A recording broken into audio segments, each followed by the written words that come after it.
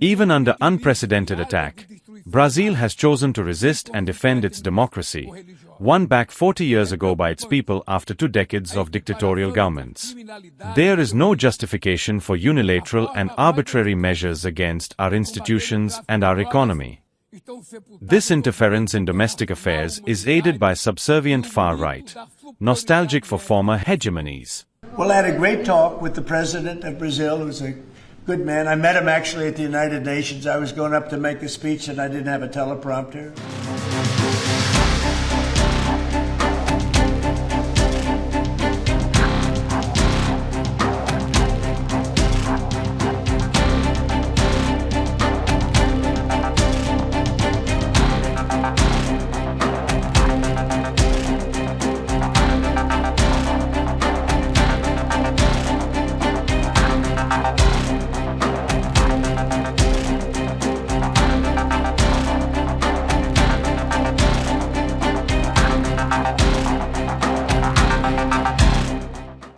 Created at the end of the war, the UN symbolizes the highest expression of the aspiration for peace and prosperity.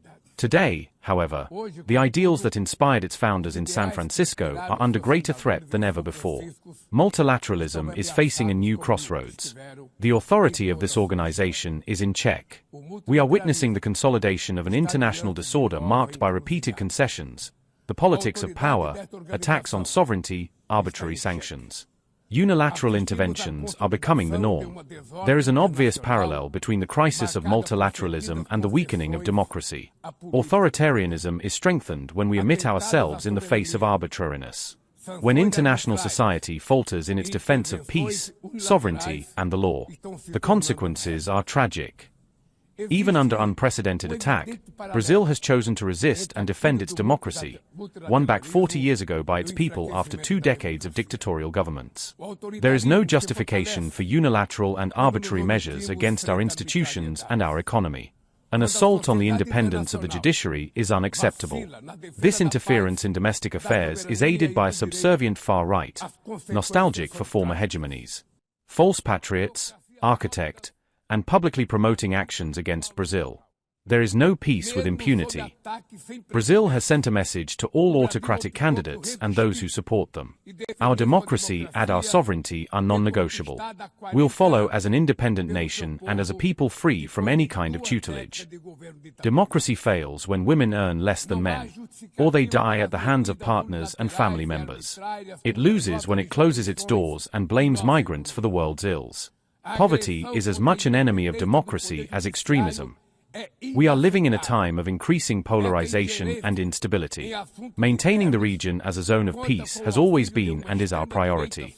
We are a continent free of weapons of mass destruction, without ethnic or religious conflicts. The equation between crime and terrorism is worrying. The most effective way to combat drug trafficking is cooperation to crack down on money laundering and limit the arms trade. Using lethal force in situations that do not constitute armed conflict amounts to executing people without judgment.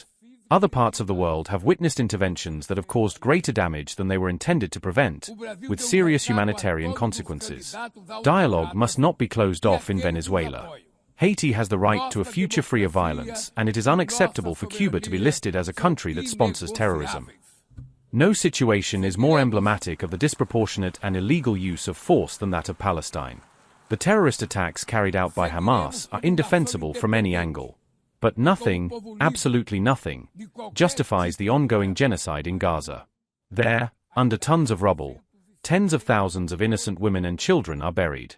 International humanitarian law and the myth of the West's ethical superiority are also buried there. This massacre would not have happened without the complicity of those who could have prevented it in Gaza. Famine is used as a weapon of war, and the forced displacement of populations is practiced with impunity. I want to express my admiration to the Jews inside and outside Israel who oppose this collective punishment. The Palestinian people are in danger of disappearing. It will only survive as an independent state, integrated into the international community. This is the solution advocated by more than 150 members of the Union, reaffirmed yesterday here in this very plenary, but obstructed by a single veto.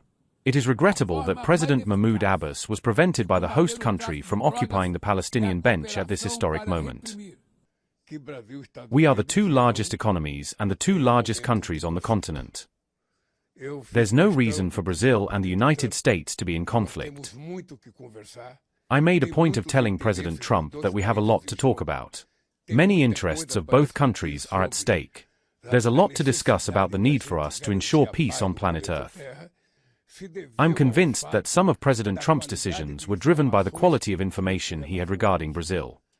When he has the right information, I think he can easily change his position, just as Brazil can change its position. What's not debatable? Brazilian sovereignty and our democracy. This is not debatable, not with President Trump, not with any president in the world. This is Brazilian sovereignty and we will not give up. I really believe in the power of words and, therefore, I'm interested in this conversation and I hope it happens soon. In Brazil's case, we don't have to lose. We have to win, and others have to win too, because it has to be a win-win agreement. That's my willingness, and I hope it is United States too, because it will be good. It will be good for our economy, our industry, our trade, our agriculture. For me, I was surprised because I had just finished my speech. I was already leaving. I was going to get my papers and leave when Trump came up to me with a very friendly, very pleasant face, and I think there was a real chemistry. On today's call with Lula from Brazil, are you considering lowering tariffs after the call? Well, I had a great talk with the president of Brazil, who's a good man. I met him actually at the United Nations. I was going up to make a speech and I didn't have a teleprompter. I was walking up to my teleprompter. I said, I don't have a teleprompter. But just before that, I met with President Lula and I found him to be very good. I mean, we had a very good talk for about, 2 minutes. And then I went up to make a speech, and I was surprised to see, how would you like that one, Doug? I've got every leader in the world sitting out there. And my teleprompter isn't on. You know why, Daniel? Because it was a rigged deal.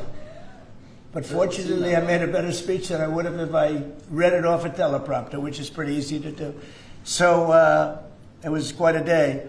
That was a big day, but we met and we liked each other, and we had a great conversation.